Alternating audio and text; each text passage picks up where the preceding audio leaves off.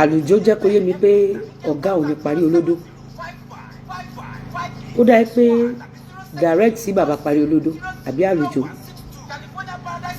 mo send owó sí again àtọ̀ sí tí mo fún nígbà tó wá ń búlì mi gan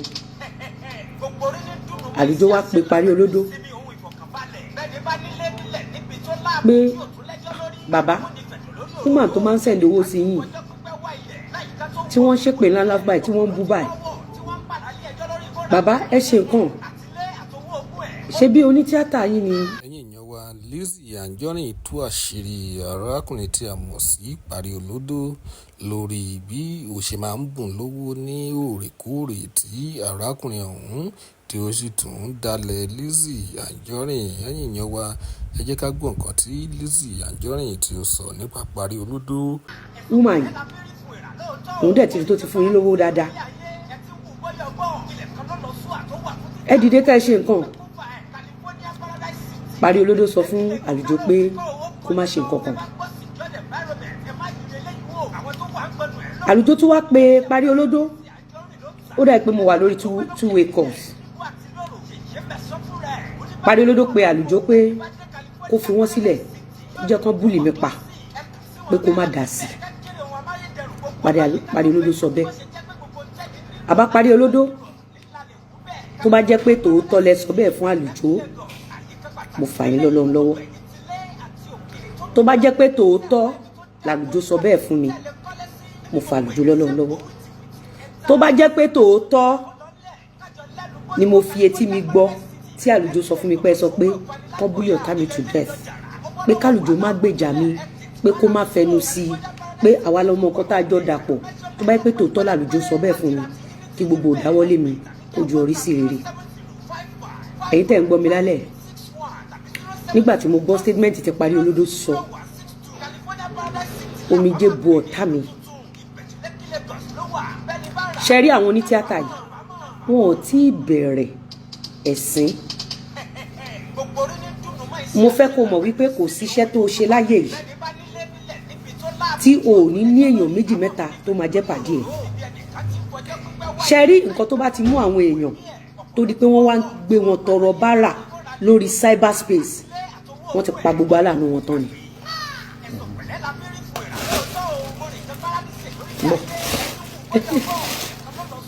kí ni mo sọ fún yín wọ́n ti pa gbogbo aláàánú wọn tán. etí mi báyìí làlùjọ ṣe sọ fún mi wípé Parí Olódó sọ pé kán fi ọ̀tá mi sílẹ̀ kán pa ọ̀tá mi pé àlùjọ ò mọ ohun tí èmi àtàwọn tó ń búlì ọ̀tá mi àlùjọ ò mọ ohun tá a jọ dà ẹ jẹ́ kí n fi evidence ọjọ́ tí ẹ má gbàgbé pé mo bímọ ní May 1st 2021 ẹ jẹ́ ká jọ wo date tí Parí Olódó send audio yìí sí mi ẹ jẹ́ ká jọ wò ẹ má bínú ẹ jẹ́ ká jọ wò ẹ má bínú jẹ́ ń yọ fóònù yìí ẹ jẹ́ ká jọ wò máa fi hàn gbóyún ẹ̀yin ará TikTok you need to come to Instagram or Facebook but let me clean the camera. Let me clean the camera. Ẹ wo déètì wo rèé ẹ̀rí ó sẹ́ndì kìíní sí mi mo ní ẹ ṣe sà so ibi báyìí mo sẹ́ndì owó sí nígbà tó ń dúpẹ́ lọ́wọ́ mi lélẹ̀ ó rèé. I was a night, I was a family, your husband and your child. I wish you long life and prosperity. I know God will remember you more and more good things. Ẹ rí pé. We're doing new things this new year. Good morning, my sister. Date wo lẹ rí 25th of December 2021 oṣù keje gẹ́rẹ́gẹ́ tí mo bímọ tí búlì yẹn pọ̀ ṣe ti rí this audio I sent him money I think through àlùjọ there are some money I've sent to him directly mo ti send àwọn owó kan ṣe Parí Olódó directly rí then ó dá pé mo send ilé through àlùjọ or mo send it directly maybe through my husband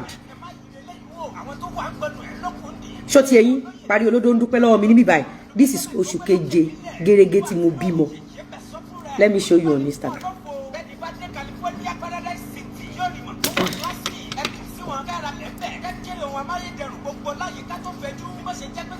ṣe Shetiri December 25 2024 this is 7 months tí mo bímọ ni Parí Olódó ń ṣàdúrà ó ń dúpẹ́ lọ́wọ́ mi. I was a night, I was a family, your husband and your child. I wish you long life and prosperity. I know God will remember you more and more good things this new year. Okay. Ẹ̀yin tẹ́ wà ní TikTok ẹ lè wá sí orí Instagram or Facebook ẹ wá o. Lọ́jọ́ tí mo gbọ́ tí Parí Olódó sọ fún Àlùjó pé kó jẹ́ kán pa ọ̀tá mi. Ẹ gbọ́ mi. Ẹ wá gbọ́ nǹkan tí Parí Olódó sọ. Show tí mo fẹ́ gbé wá. Ó ṣe show yẹn léni ní àbánà. Ẹ má dáwó fún wọn mọ́. Wọ́n ti pa olóore wọn. Ẹ má dáwó fún wọn mọ́. Àwọn gangan náà pa olóore wọn. Ẹ má dáwó fún wọn mọ́. Owó tèmi fún Parí Olódó. Èèyàn kankan ò fún mi kí n tó di ohun tí mo dì lénìí. Bí mo ṣe jẹ́ onítíátà tó, mò ń ṣiṣẹ́, mò ń hustle. Mi ì dúró, mi ò ṣe fake fame. Mi ò wá celebrity ọ̀ràn. Ojoojúmọ́ náà ń gbé péjì mi wálẹ̀. Èèyàn mélòó ló ń tẹ̀lé mi lórí Instagram? Viewers àbí views mélòó mo ní lórí TikTok? Mi ò tiẹ̀ ní X rárá. X mi ò ní yẹn rárá. Mo gba kámú, mo nítẹ́lọ́rùn. Mo tẹpá mọ́ṣẹ́ ọwọ́ mi. Ṣẹ́rí tẹ́ ẹ̀ bá rí mi látàárọ̀ dalẹ́. Tó o bá bá mi níbi tí mo ti ń hustle, wàá tá ò dá sọ́lọ́run. Tó o bá gba kọ́bọ̀ lọ́wọ́ mi, tó o fi bí ṣú mi, o ò ní jẹ́ èèyàn tó máa fi jáde láyé láti ìran ẹ̀kíní títí dé ìkẹwàá. Tó o bá rí mi rí, tó kọ̀ déédé pẹ̀lú àwọn tó mo ṣiṣẹ́ jù láyé o. Mi ilé mi nìkan ni mo ṣiṣẹ́ jù ní gbogbo àgbáyé o. Bọ̀ nínú àwọn onítíátà, both English, Yorùbá, Hausa, Igbo, Ghana, mi tí rẹ ni tó lẹ́mìí mi. Nínú kéèyàn ọ̀zù kó ṣiṣẹ́. Kò tí sí. Gbogbo ẹni tó bá hustle tó mi, tó ní gbìyànjú tó mi, kí ni ẹ̀yẹ? Tó ní gbìyànjú tó mi, mo fẹ́ kó jáde. Ẹ ṣe mọ̀ tá mi kẹ́ jáde. Kò ń ṣe ẹyọkan, kò ń ṣe méjì, kò ń ṣe mẹ́ta. Pẹ̀lú ẹ̀rí, Parí Olódó tí ń bá parọ́ mọ́ ẹ jáde síta kó o fi tàgé búra pé ìjọ tí èmi Lizzy Anjorin ti ń kọwọ́ bàpò tí mo ti ń fún ẹ lówó ṣe etí kẹta gbọ́ rí. Ẹ wá gbọ́ nǹkan tí ó sọ lẹ́nu. Ẹ máa gbọ́ o, èmi àti yín náà lájọ máa gbọ́ o. Ẹ já gbọ́ nǹkan tó sọ. Ẹ máa gbọ́. Ẹ gbọ́ nǹkan tó sọ. Ẹ máa gbọ́. Ṣọ́ra, tani wàá tún kí nǹkan mọ̀ tó ń ṣe lẹ́yìn ìṣòro ìdàgbé. Sápadà kó lóun ò ṣe mọ́. Bó bá ṣe náà ẹ tún máa fi bí ṣu náà ni. Ẹ máa gbó náà kíláàsì. Ẹ máa blame náà kíláàsì.